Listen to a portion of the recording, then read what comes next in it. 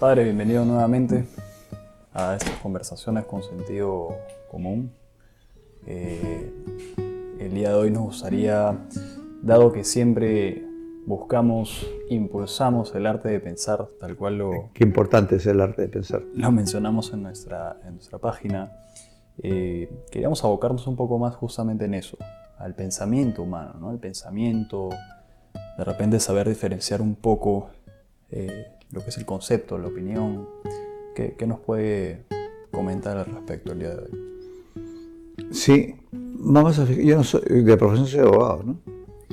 Vamos a pensar en el árbol de la quina, que está en nuestro escudo nacional, Chinchonensis, y vamos a pensar en Fleming, en la penicilina. Ellos, cuando la esposa de Rey Chinchón es enferma, con paludismo, tercianas, cuartanas llaman en esa época, y una peruana oriunda dice que lo puede curar, y lo cura con la quinina. Y la quinina ha salvado millones de vidas, ¿no? Tanto así que los navegantes han llevado siempre quinina para las, ¿no? Ya en el siglo XX, Fleming, ¿no? Con la penicilina. Me contaron en el Cusco, yo tendría que honestamente verificar lo que me han contado, y también oí, mi padre estaba vivo, se lo pregunté a mi padre, que había tenido que ver mucho también con las serranías, trabajo, toque pala, que ya beco, por aquí, por allá. Sí, de verdad, que en el Perú existía la penicilina desde la época de incaica. Y dije, ¿cómo es posible esto? Entonces me explicaban que las telas de araña que hay en los cuartos a veces están en los lugares más oscuros, ¿no? Entonces las arañas, las telas de araña viejas, y se ponen húmedas. En Lima, por ejemplo, uno deja usar un par de zapatos mucho tiempo y le sale de moho encima, claro, se humedece, ¿no? Entonces me contaban en el Cusco, yo le conté a mi papá si había oído hablar de eso, me dijo que sí, que cuando alguien tenía una herida, alguna cosa, agarraban las telas de araña y las ponían en la herida, era el penicillium. Cuántas cosas que no se habían descubierto, en fin, estaban en la realidad. Estaban en la realidad. Me entro en campos que no son los míos, ¿no? Newton no hace más que explicar una realidad. O sea, Newton no inventa la ley de gravitación, no la inventa. La descubre y la manifiesta, ¿no? Entonces, ahorita yo no sé explicar el centro de atracción de no sé qué, no sé cuánto, pero Newton no inventa la ley de la gravitación, la descubre y la manifiesta de un modo matemático que se puede entender una realidad que existe. Con Newton y sin Newton hay gravitación universal. Entonces, más bien puede haber una persona que descubre esa cuestión.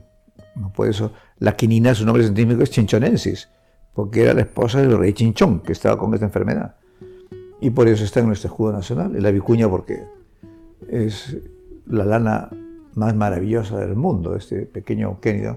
Una vicuña es de ese tamaño, el tinte del guanaco la llaman. Son realidades que han sabido descubrirlas, ¿no? En el sur del Perú, por ejemplo, en Arequipa, no voy a nombrar empresas porque si no parece una propaganda, pero hay empresas que trabajan la lana de alpaca de vicuña en el sur y de una manera maravillosa, ¿no? También he conocido, me explicaban, en el Perú, ¿no? Sobre todo en el norte, en Chiclayo, en otras partes, en el Perú había algodón. Los españoles trajeron el algodón blanco, el karnak, de Egipto. El algodón peruano es color canela, es casi el color de esta pared, o hasta medio rojizo, medio color manjar blanco, medio así de este color. Entonces, bueno, este algodón, ¿qué hacemos con el algodón? Traigamos el algodón blanco. Y tenemos las dos variedades de algodón del Perú, el pingo, el tanguis y el norte, ¿no? El pima. Pero de repente a un señor se le ocurre decir, ¿y este algodón peruano, que es así color canela, por qué no hacemos algodón de eso? Y lo hilamos, y ese señor, el algodón peruano, oriundo auténtico peruano, ha hecho polos y los botones los ha hecho de chonta, la manera que tenemos en la selva. Ah, qué interesante. ¿No? Entonces, Antes no le dábamos bola al algodón peruano porque era de ese color, pero a este señor se le ocurrió, y si este algodón lo hilamos y después hacemos un tejido y después... A alguien se le ocurre, ¿no? Yo le voy a decir cosas necias. A veces, como tengo para el otro, llevo mi maletita con libros, con computadora, no sé qué tal. Y yo, ¿por qué hemos llevado tanto a inventar una maletita que tenga 4 ruedas? Ya no tiene que cargar la maleta. Ahora uno va en el aeropuerto o donde yo trabajo, pongo mi maleta con 4 ruedas. Claro, hemos dado años, ¿no? Yo recuerdo, hace años había en el Perú una empresa fabulosa, muchos años, Pedro Pedías, era de cuero. Y recuerdo que el súper regalo de matrimonio a una pareja que recién se casaba era un gran juego de maletas de cuero de Pedro Pedías, una maleta así, otra así, otra así. Pero era una maleta que no quería cargar así. ¿Y por qué hemos demorado tanto tiempo en ponerle 4 rueditas a una maleta y... Cosas de la vida que así pasan, ¿no? Bueno, después le conté una cosa que a mí me pasó, hacer unas mezclas químicas que explotaron. Bueno, entonces hay hechos que uno descubre en la realidad, ¿no? Otros que uno los combina y de repente, ¿sí? Pero no es sabio el que sabe muchas cosas de memoria. Más bien diríamos que la persona inteligente, la persona sabia, es la que sabe, está pasando esto, va a pasar esto. Pasó esto, se debe a esto, ¿no? Entonces hay que procesar la realidad. Pero la realidad es de 2 modos. Lo que puede ser o no ser es real. Y eso se llama, lo que puede ser o no ser, es una contingencia. Tanto así que en las Fuerzas Armadas, por ejemplo, se dice, yo a veces pregunto en la escuela naval, ¿cuál es el contingente de cadetes de 4º año? Tantos. ¿Y cuál es el contingente cuando entraron? Tantos. El contingente es la cantidad de gente. Pueden ser 140 que entraron y acaban en 60, el contingente. Pero contingencia en castellano quiere decir lo que puede acontecer. Contingere. En esa contingencia, vamos a salir de viaje, pero en la contingencia que de repente, en la posibilidad que no sea así. Entonces lo que puede ser o no ser es opinable, ¿no? Pero hay aspectos que no son opinables, ¿no? Por ejemplo, es una cosa necia, ¿no? Si alguien me dice, ¿para usted qué es un perro? La pregunta es necia. Porque la pregunta, ¿qué es un perro? No, no es para usted. Claro. Así es, no. ¿A usted le gustan los perros? Ese es opinable. Pero el perro absolutamente es un mamífero cuadrúpedo cánido, ¿no? Entonces, por lo tanto, hay que saber distinguir lo opinable y lo que es conceptuable, lo necesario. Por ejemplo, yo no soy aficionado al fútbol, lo digo así de mi padre, ¿no? Pero como todo el mundo habla, y además yo trabajo en la Marina, hay un jugador de fútbol que es Claudio Pizarro, su padre es oficial de Marina en la Escuela Naval del año 71, ¿no? Entonces todo el mundo sabe quién es Claudio Pizarro. ¿Qué concepto tiene Claudio Pizarro? Todos debemos tener el mismo concepto. Es varón, es peruano, es hijo de marino, es esposo, es hermano, es padre, es futbolista. Yo no puedo decir que Claudio Pizarro es boliviano, no, pues es peruano. El concepto es, claro, puede ser más o menos rico, ¿no? Si yo he navegado en buques de la Armada, pero he mirado nada más. Yo no podía meterme en el puente de comando de un buque y nada, miro, porque no conozco esa realidad. De cómo se mueve un buque, no conozco. ¿No? Por lo tanto, pues, para poder procesar la realidad hay que tener los conocimientos adecuados. Y esos conocimientos adecuados es poder observar la realidad. Tanto así que la filosofía empieza reflexionando sobre la realidad. El verbo reflexionar también es otro verbo muy importante, que ahora es muy escaso ese verbo, lo que significa reflexionar. Mientras el oído oye o no oye, el ojo ve o no ve, la inteligencia tiene 2 posibilidades: entiende o no entiende, y entiende que no está entendiendo, o entiende que sí entiende. Pensar lo que estoy pensando es la reflexión, flexión doble. Tanto así que reflexión. ¿Qué es la reflexión? El acto de la inteligencia que vuelve sobre su propio acto de pensar. De repente, no sé, a usted le habrá dicho a su papá cuando era niño, oye, piensa lo que estás diciendo, piensa lo que estás hablando. Piensa lo que estás pensando. Entonces ahora no hay reflexión. ¿No? Entonces yo hago porque así soy yo, así soy yo. No.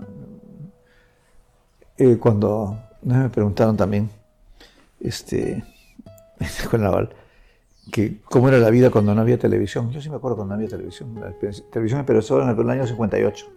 Y el primer canal estuvo en el Parque Universitario, donde está el Ministerio de Educación. Y era el canal del Estado. Me preguntaron cómo era la vida cuando no era televisión. Era como si hubiera sido cómo era la vida en el cuaternario inferior, ¿no? Entonces, y yo contesté, mucho mejor. Mucho mejor. Yo, bueno, si me permite también, pienso, padre, también que con respecto al tema de la televisión, de repente, de alguna manera influye, ¿no? Que la gente tergiverse lo que usted está hablando, ¿no? Lo conceptual de lo opinable. Ah, por supuesto. Totalmente de acuerdo. Es que fíjese usted, en la televisión yo no pienso. Así es. En la televisión estoy recibiendo una influencia visual, auditiva, que produce distintas emociones. Y los conocimientos no son emociones. Usted con emociones no va muy lejos, ¿eh? Si va con conocimientos, pero con emociones, un poquito de emoción, ¿no? Entonces, me provoca, no me provoca, ¿no? No, sí es totalmente cierto eso, ¿no?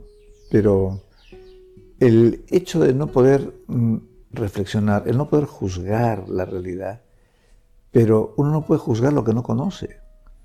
Entonces, pero yo tengo que entender que hay una realidad que puede ser o no ser, y hay otra realidad que me merece certeza.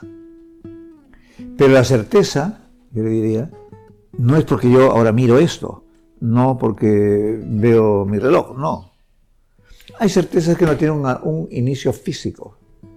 Una certeza moral que es tan fuerte, es certeza metafísica. Mi padre ya no vive, mi madre tampoco. Pero no se me hubiera ocurrido nunca, aunque podía hacerlo, una prueba de ADN a ver si realmente soy hijo de mi padre. Ninguna persona en su sano juicio duda que sea hijo de su padre. Correcto. ¿No? Claro. Salvo porque ahora en el derecho, cuando yo estudié derecho no había el ADN. Pero ahora, ¿qué es tu hijo? Juicio de filiación. ADN, no. Ah, entonces sí es. Porque si no es tu hijo, no tengas miedo de hacerte una prueba de ADN. Pero si no te lo haces, sí es. Ah, antes era más complicado. No voy a explicar cómo era la temática antes, ¿no? Pero sí, ante la realidad hay que tener poca certeza. Por ejemplo, todos tenemos certeza que mi papá es mi papá y mi mamá es mi mamá. Pero no se va a empezar a dudar si fue, si no fue. Claro, podría ser.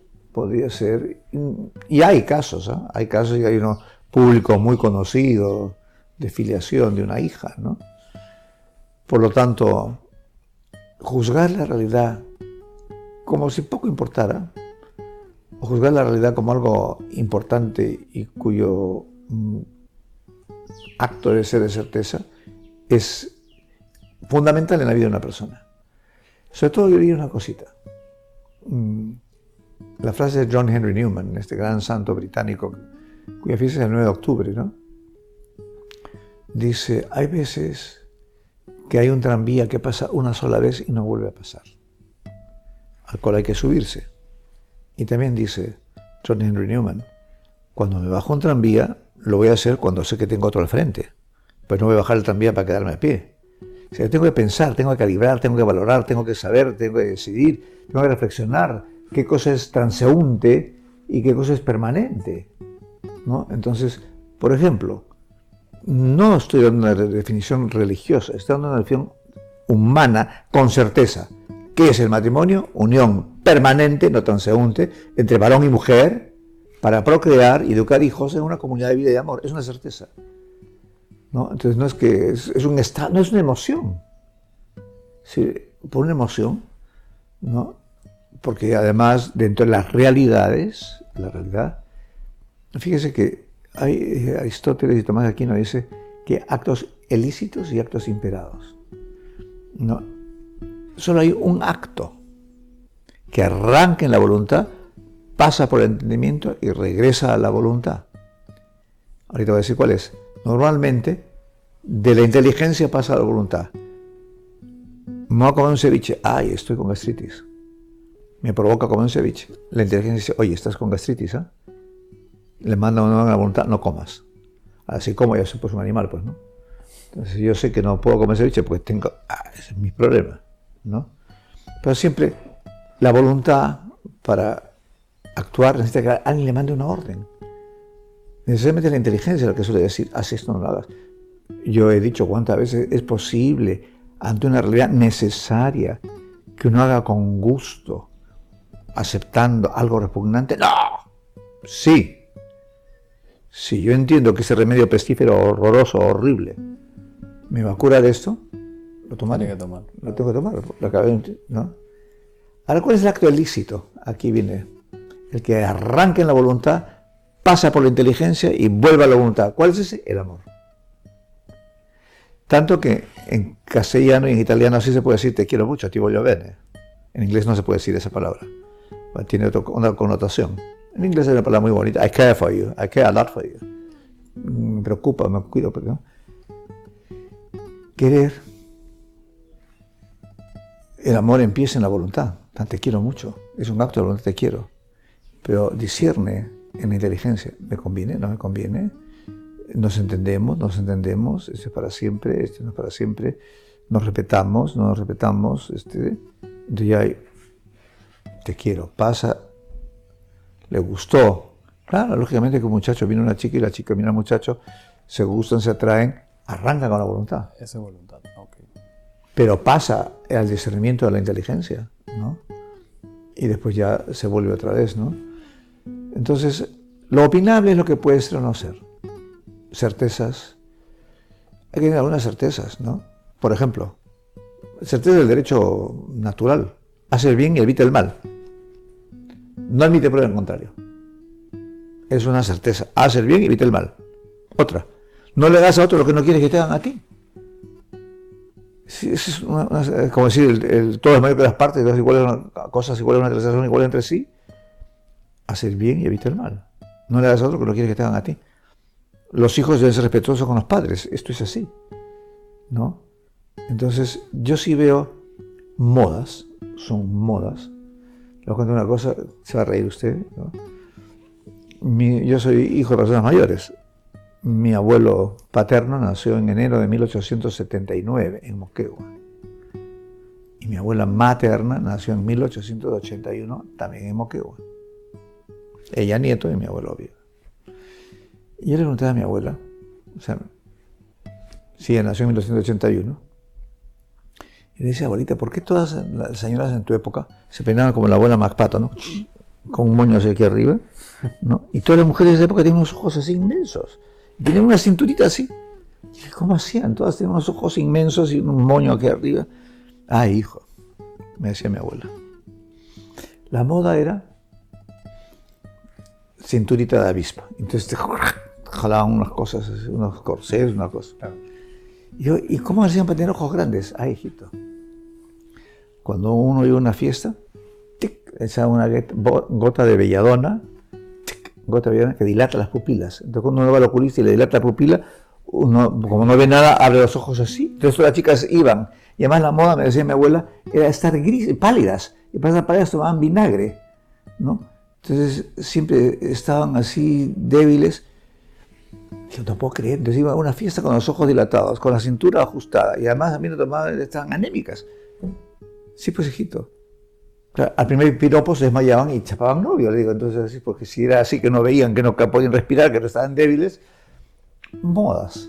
Modas. Ahora la moda. A mí no se me cae ningún anillo, ¿no? Las modas es así. Todo el mundo se habla de tú. Ay. No es que se me cae, aparte no tengo anillos, no se me cae nada, pero respeto, buen respeto, y las cosas son naturales. Lo que no sale natural sale postizo, ¿no?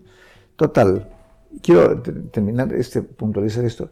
¿Qué cosa es ser una persona inteligente?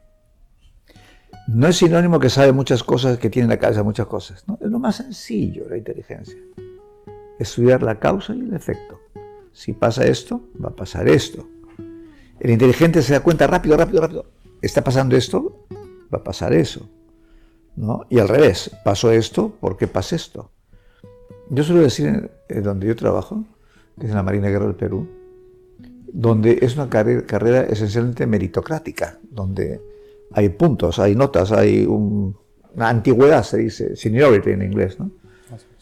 Entonces, claro, depende del esfuerzo de cada uno, no es suerte que pasa, ¿no? Entonces, más bien, cuando hay un esfuerzo, yo quiero ser más, sabe juzgarse. El hombre inteligente se juzga, hombre y mujer inteligente se juzga a partir de sus actos, no de sus sentimientos y emociones. Y con eso lo que hacemos es poder ordenar mejor la vida. En no confundir lo necesario con lo contingente, lo opinable con las certezas, nos permite vivir con orden. Y el orden es el comienzo de la felicidad, es tener paz en la conciencia. Por lo tanto, hay que procurarse tener una buena capacidad de lectura. Termino con esto. Tanto William Shakespeare como Miguel de Cervantes, que bueno, los dos el mismo día de abril de 1616, los dos, son los dos únicos escritores occidentales que en su léxico, contado en computadora, pasan de 25.000 palabras distintas. Usted y yo a lo mejor, a veces pasa, tenemos 2.000, no sé cuántas. Dicen que se habla un idioma con 800 palabras. Pero si uno no lee, no tiene vocabulario. Si no tiene vocabulario, no tiene el concepto de lo que esas palabras significan. Si no tengo el concepto, funciono con emociones. Y con emociones no llegamos muy lejos. Muchas gracias. Muchas gracias a usted, padre. Hasta la próxima.